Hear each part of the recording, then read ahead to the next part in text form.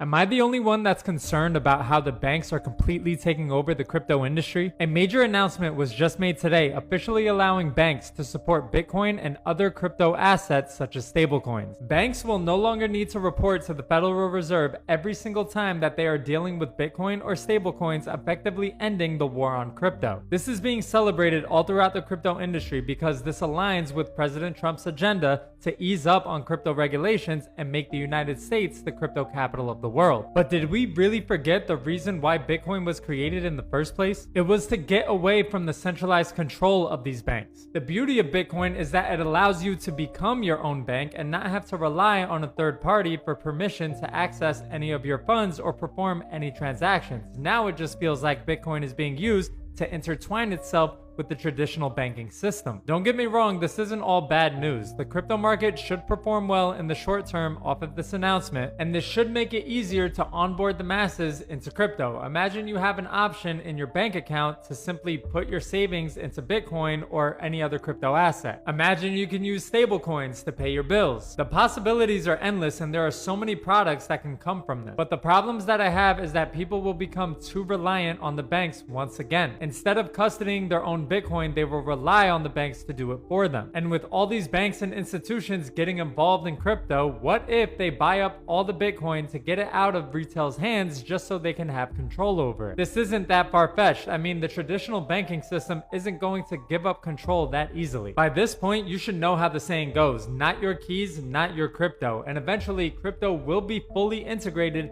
into the banking system and it will all become one. But this doesn't mean that you should fully rely on them. I think the best solution is to use a bit of a hybrid method where you can use the ease and accessibility of the banks, but at the same time, continue to hold your own keys and be your own bank. Satoshi Nakamoto would never put his Bitcoin in the hands of banks. So ask yourself, would you do the same?